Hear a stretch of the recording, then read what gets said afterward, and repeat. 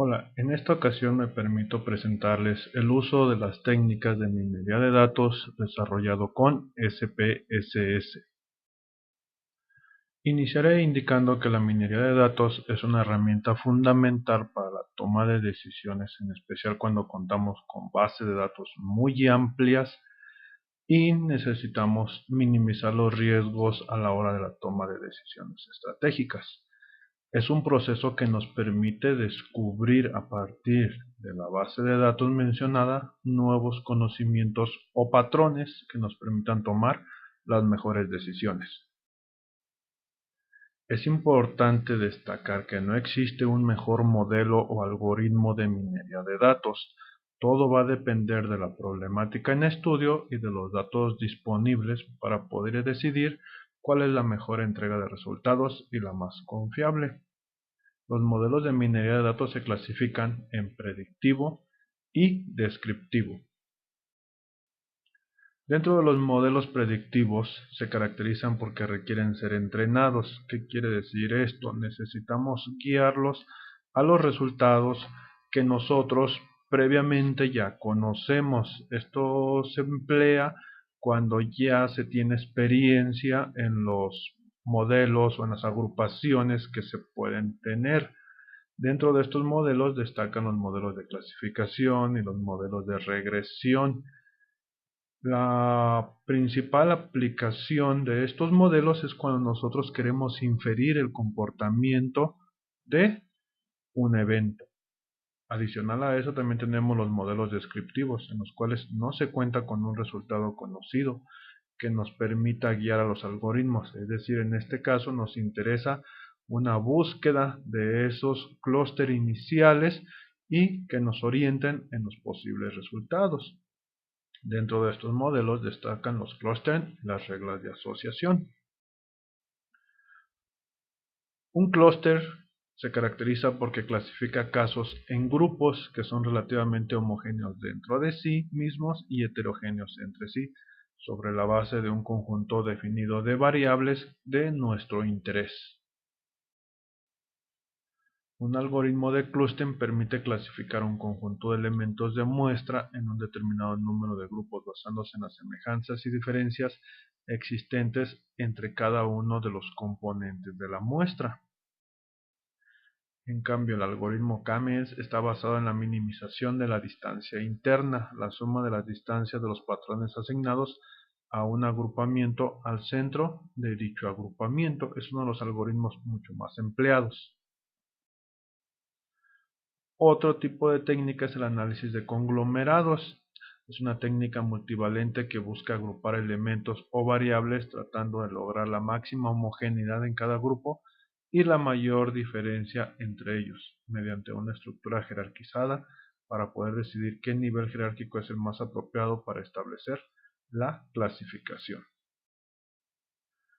Como toda técnica tiene sus desventajas, una de ellas es que el análisis de clúster es descriptivo, alegórico y no inferencial. Esto es, no nos va a permitir predecir el comportamiento de nuestras variables. Se utiliza habitualmente como una técnica exploratoria. Las soluciones dependen de las variables consideradas y del método de análisis clúster empleado. Recordemos que se emplean cuando no se conoce previamente ningún resultado en este sentido. Nos ofrece soluciones únicas, a pesar de que existiera una estructura de clasificación verdadera en los datos. ¿Qué utilidades prácticas tienen los clústeres? Pues realmente en cualquier aplicación en la cual se generen grandes bases de datos y nos interesen identificar patrones característicos, por ejemplo, identificación de cáncer, características de grupos académicos, investigación, sensores de red inalámbrica, reconocimiento de patrones, etc.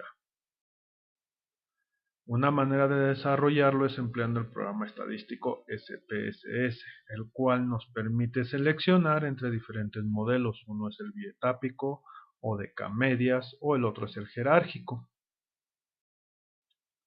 En nuestro caso nos enfocaremos en el algoritmo de K-medias y para eso presentamos un ejemplo en el cual se evalúa un grupo de estudiantes de la Universidad Tecnológica Mixteca a los cuales se les hace una encuesta sobre cómo perciben su personalidad. El ejercicio se enfoca en la teoría de la personalidad. Se quiere demostrar que un grupo de alumnos tienen en común ciertas características de acuerdo a su personalidad. Se trata de un grupo de 50 estudiantes en los cuales se les realiza una encuesta. Las variables que nos interesan a nosotros o los grupos de las variables de interés que tenemos es amabilidad, adaptación, responsabilidad, extroversión y ansiedad. Para poder realizar el análisis comenzamos con activando el programa SPSS, el cual nos abre una página en la cual iniciamos registrando las variables de nuestro interés. En nuestro caso, nuestras variables son edad, sexo, escuela, curso, amabilidad, adaptación, responsabilidad, extroversión, ansiedad, variables que obtenemos sus valores de acuerdo al instrumento empleado en la investigación. A continuación les presento ya cómo quedó el vaciado de los datos de cada una de las variables en las cuales nosotros tenemos interés. Para poder realizar el análisis de clúster, nos vamos a la pestaña de analizar, la subpestaña clasificar y como subpestaña clúster de K-medias. Se puede notar que también nos permite el bietápico y el jerárquico, como lo habíamos mencionado previamente.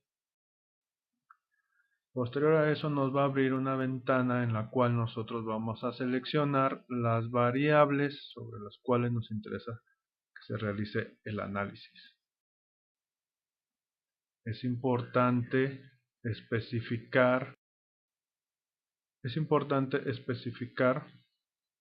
qué estadístico nos interesa que se les realicen a dichas variables. Centro de clúster iniciales, tabla de ANOVA, que nos permitirá identificar la diferencia significativa entre cada uno de nuestros clústeres.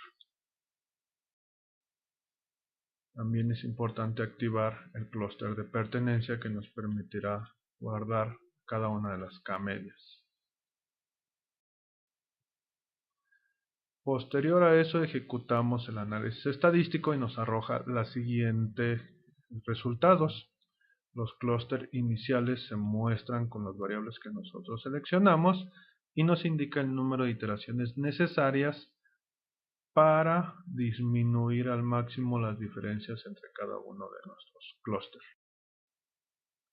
Se pueden observar los centros de clúster finales con cada uno de nuestros grupos y los valores que se obtuvieron en cada uno de ellos. La tabla de ANOVA nos indica, de acuerdo a la significancia, que cada uno de nuestros grupos son diferentes. Se cumple uno de los aspectos que es que dentro de ellos son iguales y entre ellos son diferentes. También podemos observar el número de casos en cada clúster. Destaca el clúster número 3 por presentar el mayor número de alumnos en los cuales coincidieron con las variables de interés. Para poder analizar cada uno de los grupos es indispensable conocer la media general. Para eso nos vamos en la pestaña de analizar, en la subpestaña de estadísticos descriptivos, en donde podemos solicitar la media y la desviación estándar. Como les comentaba, se seleccionan descriptivos y pedimos media y desviación estándar.